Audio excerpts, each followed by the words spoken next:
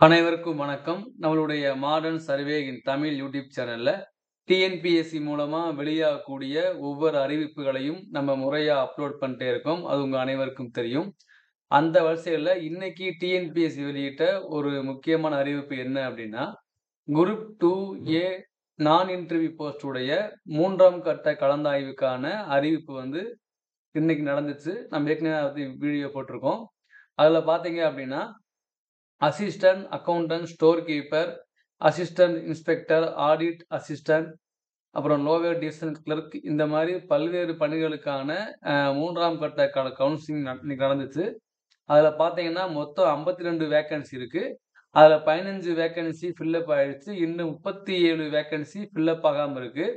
அதுல பார்த்தீங்கன்னா, ஜெனரல் முல்டா பிசி ஜெனரல் முல்டாவுல 13 வேக்கன்சியும், பிசி உமன் முல்டாவுல 5 வேக்கன்சியும், எம்பிசி ஜெனரல் முல்டாவுல 3 வேக்கன்சியும், எம்பிசி உமன் முல்டாவுல 1 வேக்கன்சியும், அப்புறம் நம்மளுடைய எஸ்சி ஜெனரல் முல்டாவுல 5 வேக்கன்சியும், எஸ்சி உமன் முல்டாவுல 3 வேக்கன்சியும், எஸ்டி ஜெனரல் பிளைண்ட்ல 1 வேக்கன்சியும் ஆக மொத்தம் 37 வேக்கன்சி இன்னைக்கு வந்து ஃபில்லப் ஆகாம இருக்கு.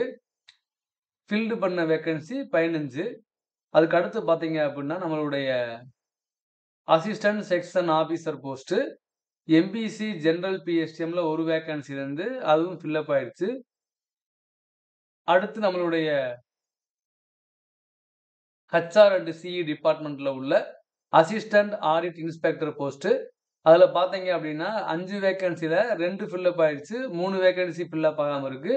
அது ஜெனரல்ல உள்ள முல்டா வேக்கன்சியும், பிசில உள்ள உமன் முல்டா வேக்கன்சியும் ஃபில்லப் ஆகாம அப்படியே இருக்கு. அடுத்து நம்மளுடைய கோஆபரேட்டிவ் டிபார்ட்மெண்ட்ல உள்ள ஜூனியர் கோஆபரேட்டிவ் ஆடிட்டர் போஸ்ட் 7 வேக்கன்சில 1 மட்டும் ஃபில்லப் ஆயிருக்கு. மீதி 6 வேக்கன்சி அப்படியே ஃபில்லப் ஆகாம இருக்கு. அதுல எம்பிசில டெஃப் வேக்கன்சி 3, பிசி முஸ்லீம்ல டெஃப் வேக்கன்சி 1, எஸ்சிஏவுல டெஃப் வேக்கன்சி 1, எஸ்சிஏவுல டெஃப் வேக்கன்சி 1 மொத்தம் 6 வேக்கன்சி ஃபில்லப் ஆகாம இருக்கு. எஸ்டில எக்ஸ் சர்வீஸ்மேன் பிஎஸ்டிஎம் வேக்கன்சி மட்டும் ஃபில்லப் ஆயிருக்கு. அடுத்து பார்த்தீங்க அப்படின்னா, நம்மளுடைய ஃபினான்ஸ் டிபார்ட்மெண்ட்ல உள்ள அசிஸ்டன்ட் வேக்கன்சி. அதுல பார்த்தீங்க அப்படின்னா, பிசி ஜெனரல் முல்டாவுல 1 வேக்கன்சி அந்த 1 வந்து அப்படியே ஃபில்லப் ஆகாம அப்படியே இருக்கு. ஸோ இதுவரைக்கும் பார்த்தீங்க அப்படின்னா, இந்த 3ஆம் கட்ட கலந்தாய்வுல ஃபில்லப் ஆகாத எல்லா வேக்கன்சியுமே பிடபிள்யூடி சம்பந்தமான வேக்கன்சி தான். அதாவது இந்த மாரி முல்டா, டெஃப் இந்த மாரி வேக்கன்சி தான். ஸோ இந்த முல்டா வேக்கன்சியா இருக்கட்டும், டெஃப் இந்த மாரி பிடபிள்யூபிடி வேக்கன்சி எல்லாம் என்ன ஆகும்னா, அப்படியே வந்து இது வந்து கேரி ஃபார்வர்ட் தான் ஆகும். இப்ப வந்து என்கிட்ட கேட்குறாங்க ஃபோன் பண்ணி சில பேரு, "சார் நான் வந்து ஜெனரல்ல வேற பிரிவுல இருக்கேன்." அதாவது இப்ப பார்த்தீங்கன்னா, ஃபர்ஸ்ட்டு பாருங்க ஜெனரல் முல்டாவுல 3 வேக்கன்சி அப்படியே இருக்குங்க இல்லையா? இப்ப என்ன என்ன கேட்குறாங்க அப்படின்னா, "சார் நான் வந்து ஜெனரல்ல வந்து நான் முல்டா இல்ல. நான் வேற பிரிவுல இருக்கேன்." அதாவது அவங்க வந்து வேற அந்த பிடபிள்யூல வராங்க. அப்ப எங்களுக்கு போடலாம்ல ஆள் இல்லாட்டி அப்படி மாத்துவாங்களான்னு கேட்குறாங்க. அப்படிலாம் மாத்த மாட்டாங்க. கவுன்சிலிங் 1ஓ, கவுன்சிலிங் 2ஓ, கவுன்சிலிங் 3ஓ.